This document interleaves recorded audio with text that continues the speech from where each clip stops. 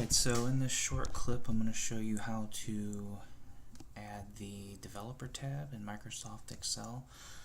So as you can see, my developer tab is missing, probably because I downloaded a fresh copy of Office 365. So what I'm going to do is come down to Options, find Customize Ribbon, and all I have to do is check in this box right here, and I'm going to go ahead and check this box for add-ins as well. And I mean, that's really all there is to it. I click the OK button, and as you can see, my developer tab appeared up here, and now I have all these options for code, add-in options for controls, mainly button controls and macro controls, and then these XML options.